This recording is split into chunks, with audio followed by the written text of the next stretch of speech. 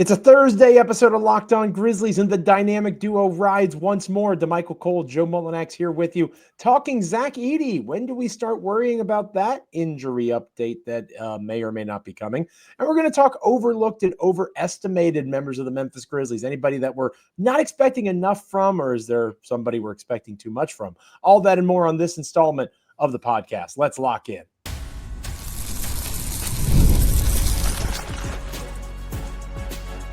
You are Locked On Grizzlies, your daily Memphis Grizzlies podcast, part of the Locked On Podcast Network, your team every day.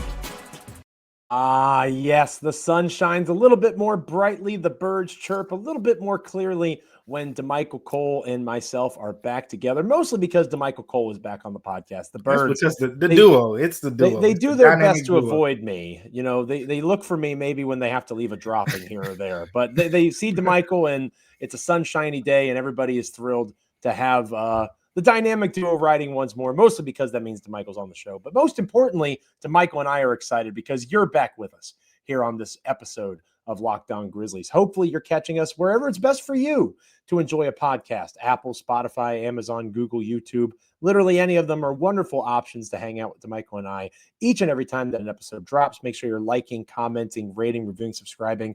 However you want to interact with the show, hit us up in the comments, follow us and interact with us on X at Damichael C, at Joe Mullinax. We are happy to talk Grizzlies basketball, not just for 30 minutes every day, but with you whenever you want to hit us up and make yourselves a part of our little part of the internet we like to call Locked On Grizzlies. Partner, it's always good to see you this time of year. It's a little bit touch and go, hit or miss with us, but you know, it's good to be back with you on this episode. And I'm sure we'll talk about, you know, some of the players that you're a little more excited about than me and vice versa as we work through the next 30 minutes or so here on the podcast. That's what I love about, That's what I love when we can do the episodes where we both can, you know, like people like that too, Joe. I think you see it in the comments sometimes, but then people will tell me like, hey, they like when there's a little back and forth from time to time. Yeah. And you know, we can't really do that when it's one of us. So I'm looking forward to this show. And I had to make sure that you and I weren't around each other for a long enough amount of time. You stayed away. Post Packers Commanders, so I wouldn't get too much trash talk from you. Deserved trash talk. The Packers were very clearly better than the Commanders in that contest. That's a good team. Still got a good team. Yeah, Commanders are going to be good. Commanders have a few months to figure it out. But anyway, I digress. We will jump right in with, you know, you had an episode recently, partner, talking about Jaren Jackson Jr. and the positive news, maybe some good injury conversation, perhaps going into training camp here in a couple of weeks. Haven't heard a ton about Zach Edey. No. Right. And I think that this is a good opportunity. Somebody in the comments mentioned it a day or so ago. Might be a good opportunity for us to kind of refresh. Where are we with Zach Edey? Obviously, his recovery was always kind of seen as a longer term, more sort of thing. But going into the start of training camp, obviously around the end of the month, there will be media day and all that sort of stuff. Where do you see Zach Edey? And again, not necessarily asking for new reporting, but at what point do we as Grizzlies fans, Grizzlies followers, you know, nobody's as tuned into the Grizzlies as you. When do we start to wonder about Zach Edey's availability even beyond the initial time frame? Or is it too early to worry about that just yet? You wonder in about a week, maybe a week and a half, somewhere around there. I think we'll start to get more answers, more clarity on where Zach Edey is here in the next week. I think when you look at the situation, it's one that we've talked about extensively on the show from the standpoint of, yes, it's left ankle injury. They opted to get the surgery. This is something that they really didn't have to do, but it's more so a situation where they want to get this problem out of the way. So we're not talking about 2 or 3 times during the season, you know, Zach Edey having an injury, you know, with his ankle and kind of re-rolling it, re-injuring it, or whatever the case may be. So this is just a situation where you want to kind of get out in front of it and have it under control going. So basically how I'm looking at this situation is Zach Edey, if you go through the history, right, we talked about other players who've had a similar injury. And in those cases, those players come back early in the season. Some have been back at the beginning of the season.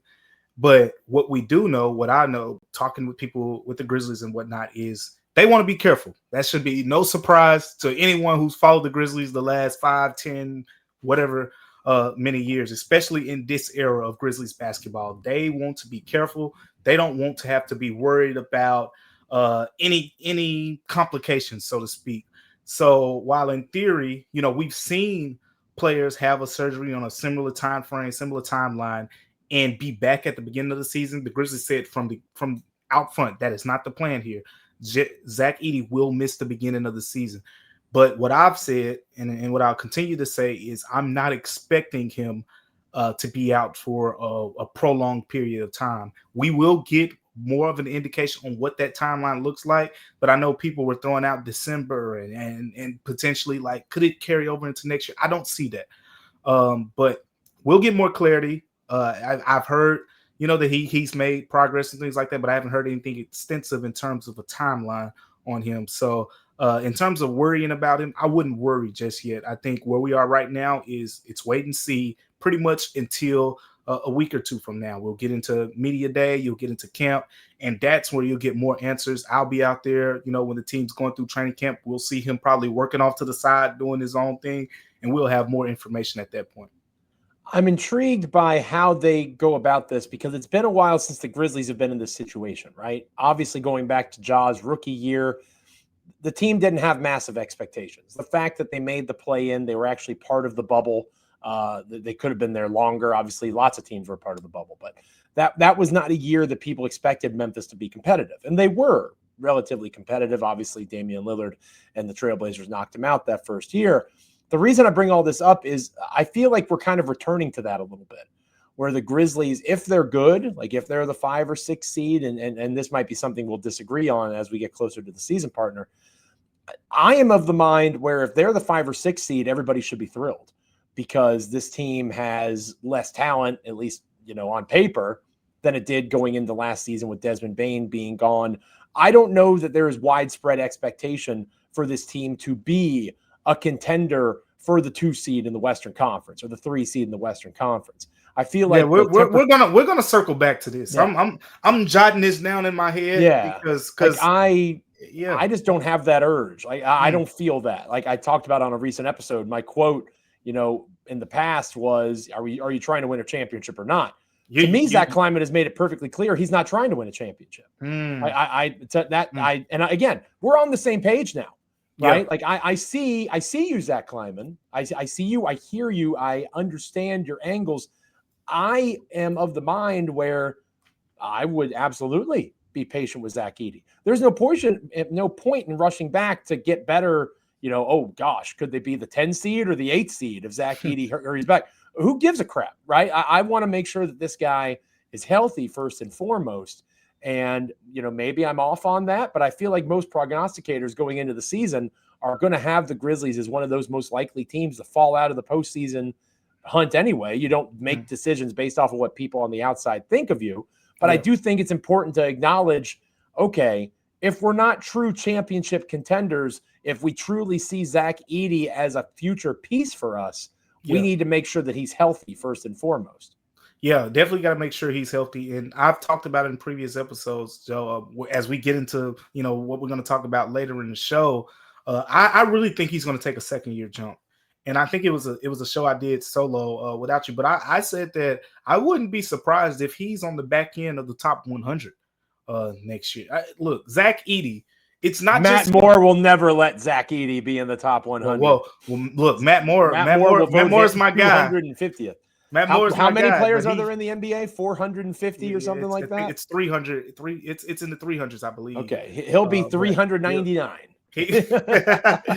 But it might be 450. I think it's going to be a combination of skill, progression, and role. Like this role that he's going to be playing. If you go to the last 9 regular season games, then you go to those playoff games, like he was routinely churning out double-doubles. He was routinely getting over 30 minutes per game. After with Taylor Jenkins, we never saw him, get that type of uptick in minutes. So it was a different situation. It was a different role. And now we're going to see that prolonged over a longer period of time with the emphasis on all these things that he's already really good at. Whereas last season, it was, hey, go in the corner and stand at 3-point line. You didn't do this at Purdue, but hey, trust us. This is going to work out here. It's not that anymore.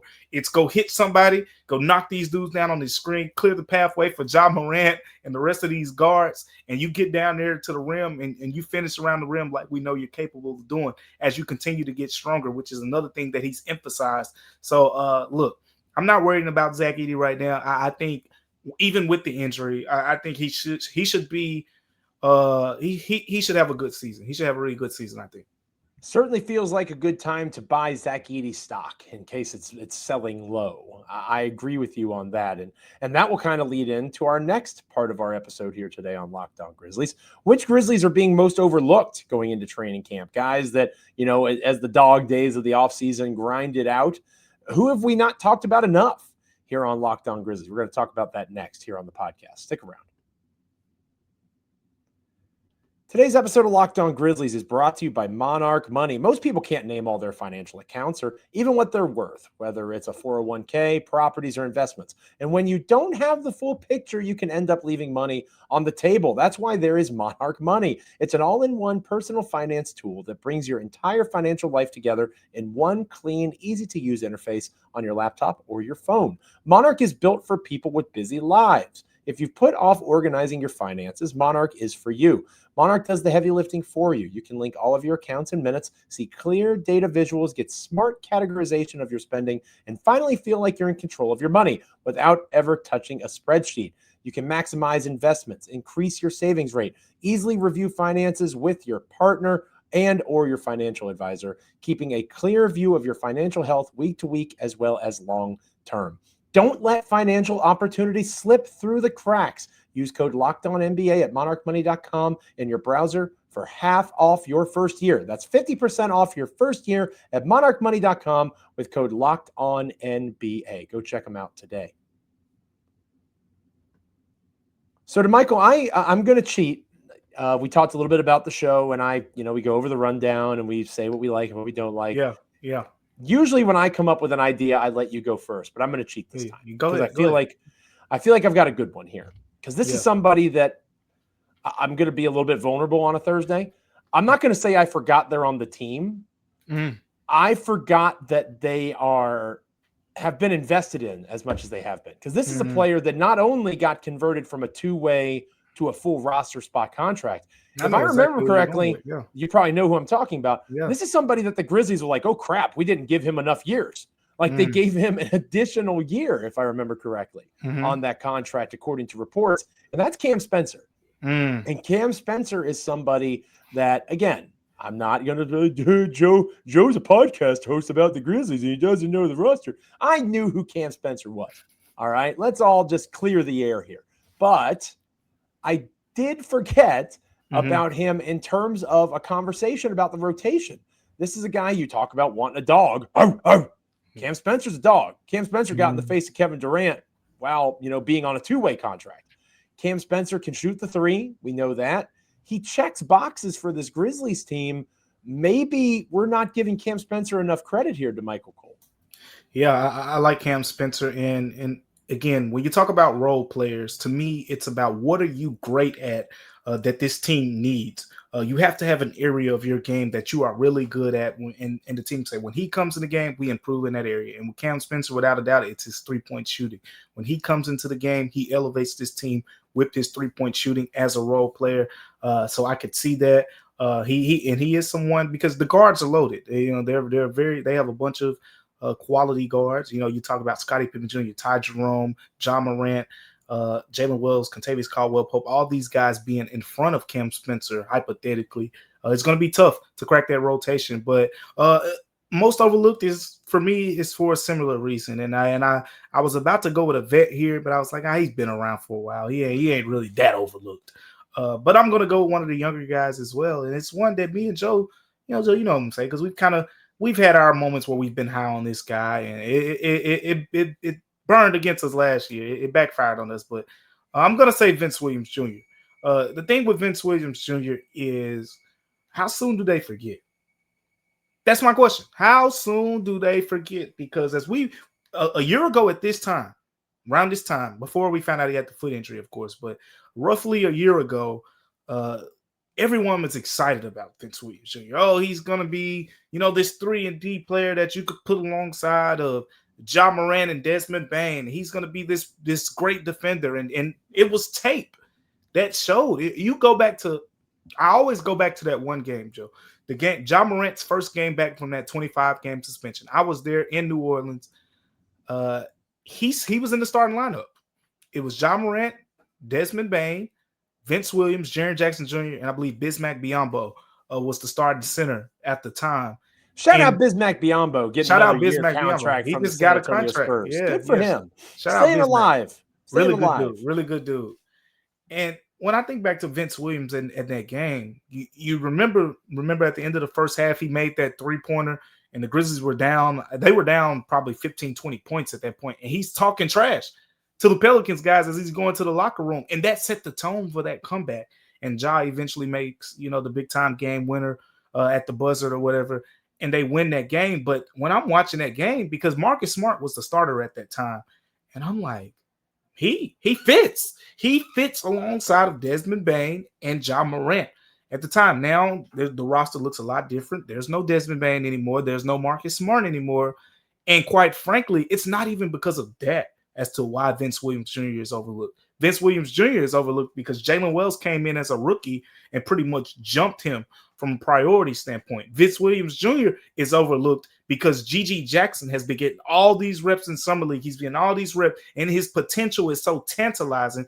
And Vince Williams Jr. is overlooked because the Grizzlies moved up in the draft with the pick that they acquired in the Desmond Bane trade and said, we want Cedric Coward, who is another player that plays on the wing. You got Vince Williams, you got Jalen Wells, you got Cedric Coward. At the end of the day, all of them can't start. But where does he fit in? So I think Vince Williams, and it's a personality thing too. He's more on the quiet side and the injuries and whatnot. And of course, last season wasn't his best season.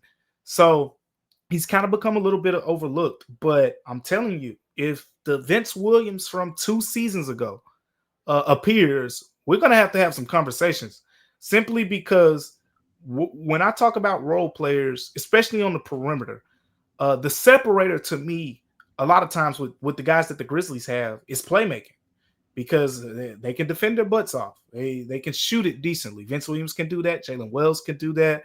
I think to a certain degree, G.G. Jackson with his scoring, he gives you all of that stuff as well. But from a playmaking standpoint, when a defense says we're zeroing in on Ja Morant on the perimeter, who can you give the ball to that can make a play for your team? I don't trust Jalen Wells in that situation right now. I don't trust G.G. Jackson. I trust G.G. Jackson make a play for himself. G.G. Jackson can put the ball in the cup. But in terms of set your teammates up, we haven't seen enough of it. Like, we saw G.G. Jackson's assist numbers go up in Summer League, but that's Summer League. We need to see it more in the NBA. But the one guy of those guys that we've mentioned, that we've seen it in NBA games where he's flirted with triple doubles, where he's had a bunch of 5-assist games, is Vince Williams Jr. So if you get the rebounding that you get from him, the shooting, the defense, and you get a guy who, when teams pressure Ja Morant, he can be a guy who can, take some pressure off and be that secondary ball handler in the way that Desmond Bane was over the last few years. That is an added attribute that other guys on the roster, maybe a Ty Jerome has it. Ty Jerome isn't the defender that Vince Williams is capable of being. So, look, I can't forget about Vince Williams Jr. Yeah, I'm not closing the book on that until I see him with my own eyes, Joe, in preseason and training camp, and he doesn't look the same. If he doesn't look the same, close the book. We ain't got to talk about Vince Williams Jr. no more, because at that point, it is what it is.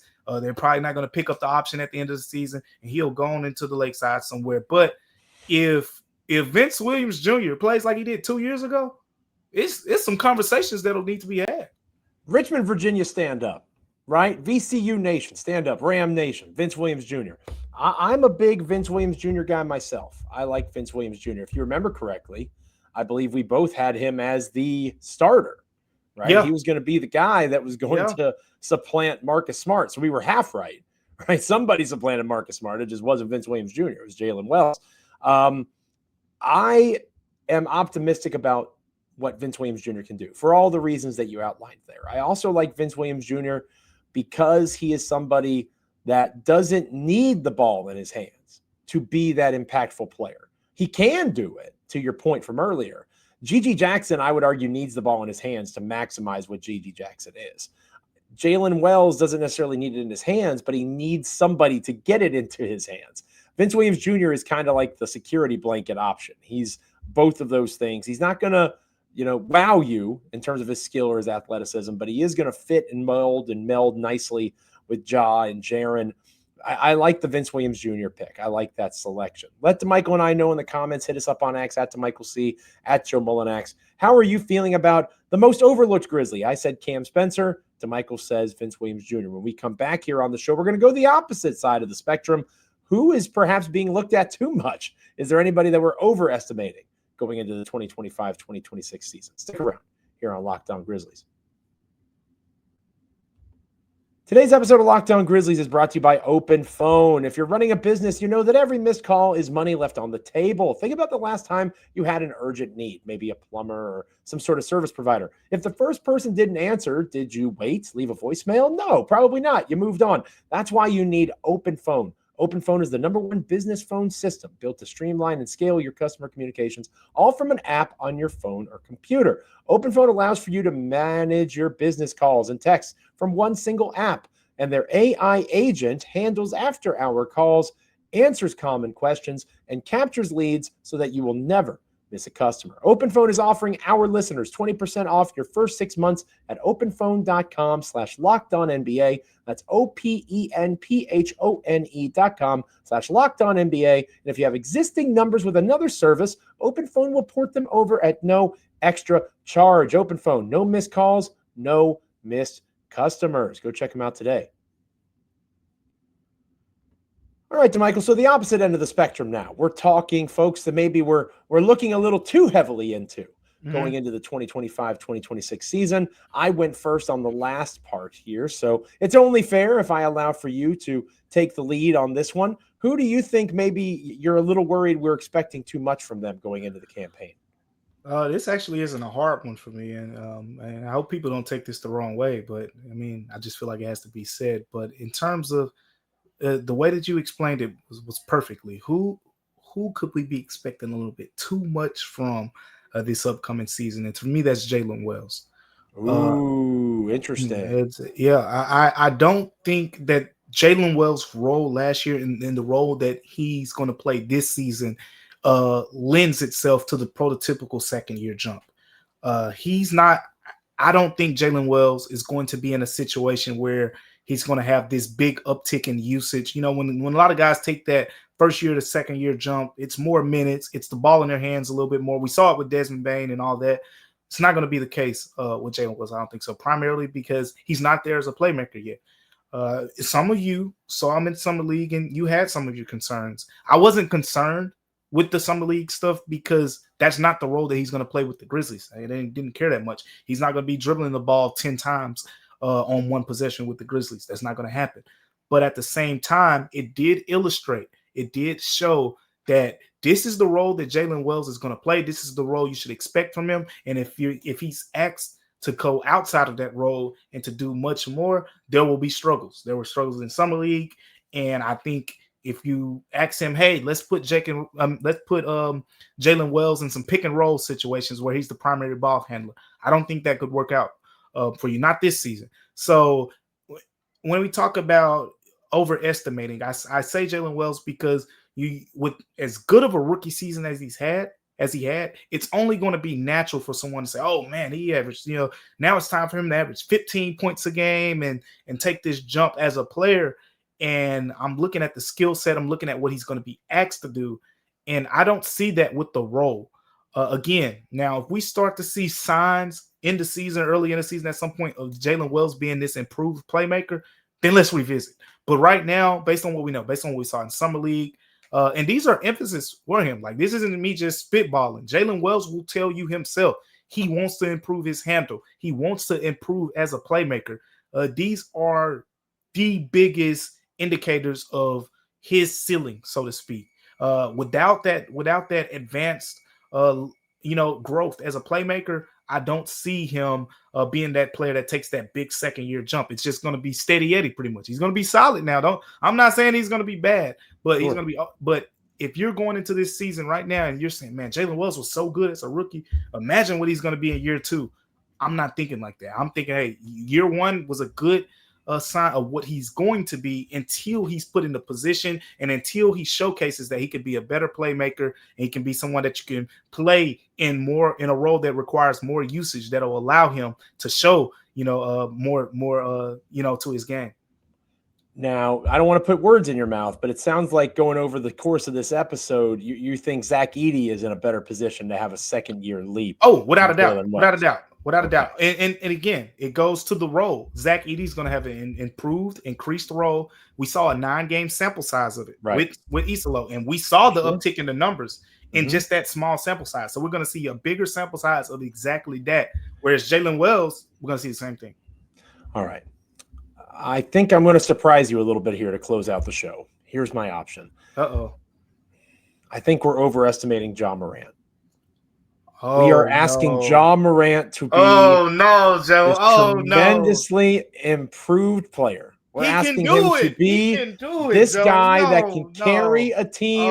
We're asking him to be this possible fringe Hall of Fame candidate. All of these expectations that we're putting on this guy. Do you want to know why not? Because he's number 28 in the NBA, according to NBA top 100 players, according to Locked On. He's number 28. If only we had Darius Garland. If only we had Trae Young.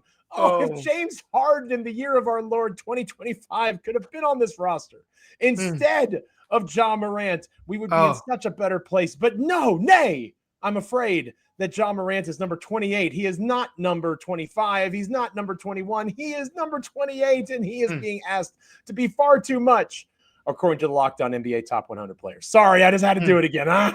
It's totally Jalen Wells. I had you in the first half. You had me. I had you. You thought I was going to. I was about to lose it. You thought I was going. You thought I was going for clicks. You thought I was going for downloads. You were swinging. Thought it was Stephen A. Smith in that thing. No, man. No, I agree with you completely. It's totally Jalen Wells. I just wanted to get one last dig of that terrible ranking of Ja Morant. It's Jalen Wells. It's totally him. I think that he can be a good piece, the phrase you use all the time, very well, elite role player. He can be that and not have that seismic jump in terms of being the third best player on the Grizzlies. That's probably going to be Santi Aldama or maybe Zach Edey. That's not going to be Jalen Wells, and he's not going to be asked to be that guy. So I think that's an important differentiation point to make. But no, I was just kidding. If Ja listens, that was totally everybody. He was just kidding. Make sure. Like I know sometimes people get confused or they just get really mad at me right away because it's fun to get mad at me. I get it. It's since 2012. It's you, right? Joe. People probably believed it for a second. Yeah, I didn't know where you were going. See, I thought I was going to do so good, and then you started legitimately getting mad, and I think I broke character too early. I was smiling a little bit while I was saying it. I was building up to again. I just want to stress. Do better, Locked On NBA host. Ja Morant at 28 is just completely asinine. But if you want to hear more about the Locked On Top 100, it's here, the NBA Top 100. It's been voted on by the NBA hosts of the Locked On Podcast Network. Our Top 100 was formed by experts, except for experts on Ja Morant, that cover these teams and players every day. Damichael and I are experts on Ja Morant, not the rest of these people. Find the full list on Locked On Sports Today on YouTube or wherever you get your podcasts. If you missed my reaction, I gave you a little taste of it. I was a lot angrier back then. I've moved on in my stages of grief. I've accepted that they're just wrong. And, I can make a funny joke and make Damichael mad at me. But Damichael and I have talked about it a lot, but you can definitely go check it out on Locked On Sports Today. Highly recommend it. Tomorrow is our Friday edition of the show. And I, once again, am sad to say I will not be getting down on a Friday. It is that time of year for those that have been around Locked On Grizzlies long enough. My day job takes me away on Thursday and Friday nights. So Damichael Cole is going to be with you to close out the week. And I'm sure you got a great show planned for everybody to close out this week. Yeah, I'll be talking to a Grizzlies player that went through an injury recently. So we're going to have an update on that player. I'm not going to say who just yet, but there will be an update on the next episode of Locked On Grizzlies on a Grizzlies player that's been dealing with an injury. So we'll start the show with that and get into some other things as well.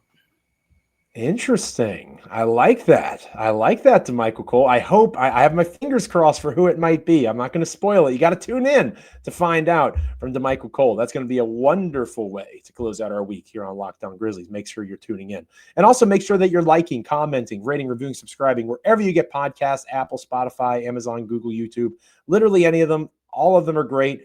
Make Damichael and I a part of your NBA and Memphis Grizzlies content consumption each and every time that an episode drops. We are back each and every day giving you Grizzlies conversation points, things to sound smarter about, hopefully with your friends. Maybe you can let people know that I totally got Damichael Cole at the end of the show today. I totally got him. He was ready to be mad at me. Play action, play pass. You just pulled a real flea flicker out on me. Then I didn't see that one coming. Yeah, let people know that we have fun here on Locked On Grizzlies, and hopefully they'll come check us out the next time that we're on these podcast waves. Until then, he's Damichael. I'm Joe. Stay locked in wherever you get podcasts. We're free and available. Thanks for making us a part of your day. Until next time, see you.